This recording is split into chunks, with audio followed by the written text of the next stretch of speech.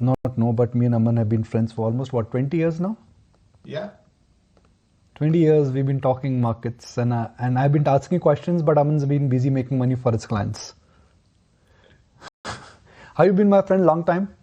Long time. In fact, Friday evening I'm going to Singapore. The old connection. Wonderful, wonderful. Enjoy your stay. Let's start with the news point. And the news point is there is a ripple in Middle East. Should we be worried about it? Could this extend itself into what is looking like manageable today? Could it become ugly? And if it becomes ugly, are markets prepared for it? I don't think so markets are prepared for it because I still believe markets are taking it lightly. This what has happened in the last year and a half, there have been some issues like this, and the recent geopolitical issue where India and Pakistan are also involved. People have bought on the dips, and that has helped them, that has worked for them, right? I think the same thing is happening here. We all hope these things don't escalate, but if it escalates, I don't think market is prepared for it. We can see a deeper correction if things go out of hand or get ugly. So, Aman, at this current juncture, how would you map the risk-reward ratio? There's a new risk on the horizon, but in general, markets have been in a steady shape, so to speak. Tariff fear is over. RBI is delighted. Macros are looking okay. In general, do you think the risk-reward ratio, barring what's happened over the weekend, is still favorable? Selectively favorable.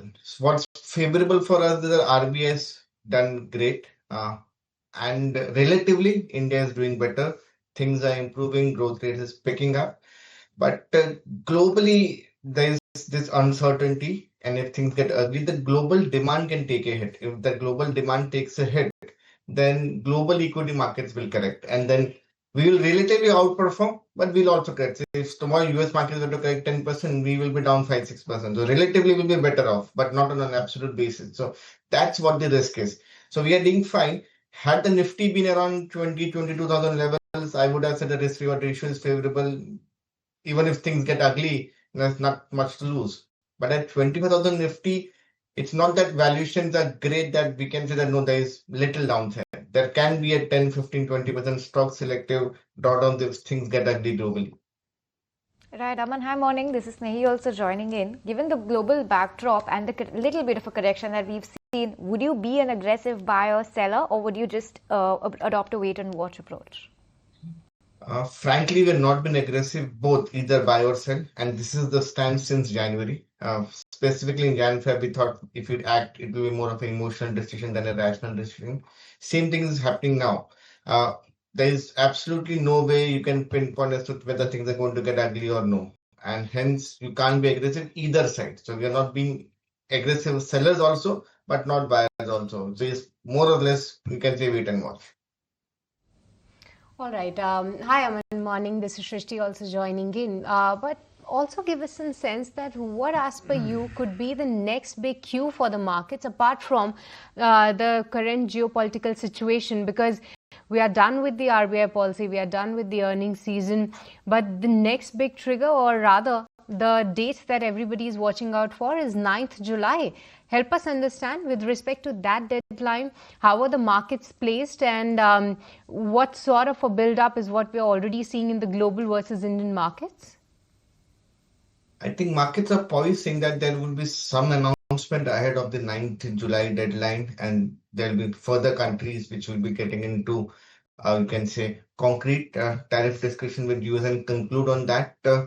I think the risk there is things can get delayed. The way things are right now, there's not much of progress that we have seen selectively with respect to various countries that are in right now negotiating with US. And I believe US also has got distracted in the Middle East. So there can be a further, you can say, pushback to the deadline, and that should be neutral for the market, I would believe. All right. And Aman, what's your view on the entire chemical space, given that that is Iran's biggest export to India? What are you making of this sector? We have a positive view on chemicals, not just because of Iran. It's also because chemical prices have stabilized globally, and the oversupply that we were seeing from China is now behind us. And that's where we feel India can really pick up. And post IT and pharma, chemicals have been doing well for the last few years, and this can be a real long-term good opportunity for India to gain market share out of China. So we have a pretty positive view on chemicals, especially from these levels. Last 2 years have been tough for them, but now both specialty as well as base chemicals, both are looking attractive. Aman, there is a big change from RBI. Liquidity has come back. Rates have gone down much faster than we anticipated in terms of the glide path. When will that start reflecting in earnings now? Will it be in this quarter? Will it be next quarter? And does it make sense now to buy rate sensitives, not just financials, but let's say autos or, for that matter, discretionary, or for that matter, white goods? Not this quarter. Next quarter onwards, you'll tend to see some improvement coming in. Autos, housing can definitely be considered.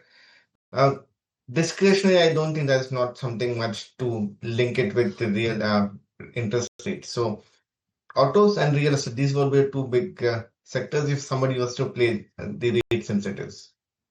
The fresh inflows which you're getting in your schemes, AIF or portfolio management schemes, are you parking the fund in cash hoping for better entry levels, or you are still open to investing in your existing portfolio? I mean, what's been the strategy? Because a lot of mutual funds off late are raising a lot of cash.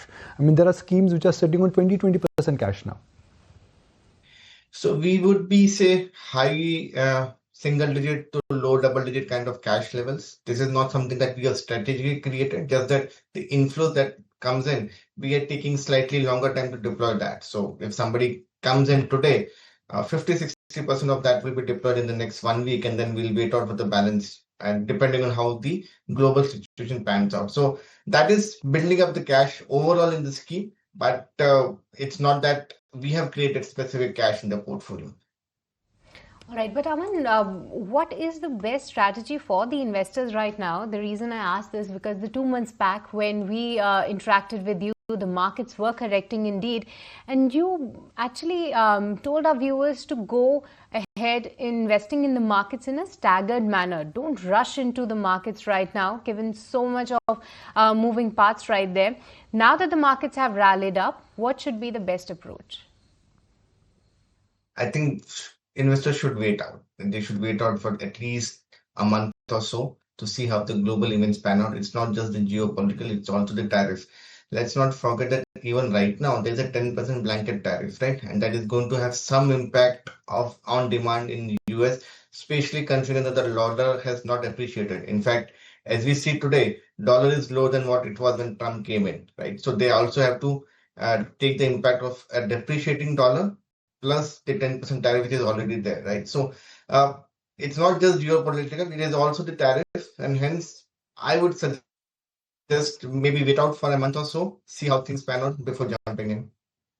That phase, Aman, that with the peak of the good news, whatever could go wrong has, accepting what's happened over the weekend, I mean, technically whatever could go wrong has got fixed. Tariff concerns, dollar, FI flows. I mean, are we really nearing that peak of good news kind of in theory? We don't know. In tariff also it happened the same way. We all were thinking what is Trump going to do, but then there was going to be retaliation tariff also, which many countries did. Same thing can happen in the geopolitical front, right? So there can be some retaliation. We hope that should not be the case, but that's what the risk in the market today is. So from one side, we know that US or Israel, or for that matter, whoever has to act has already acted, but there can be retaliation, even though it is a small retaliation, or it can be an attempt to retaliation also, and markets are not prepared for that, I feel. Okay, Aman, great to have you on board, and thanks for your views and how to navigate the current market volatility. On that note, we'll let you go. Great to have you on board. Sure. Thank you. Thanks so much.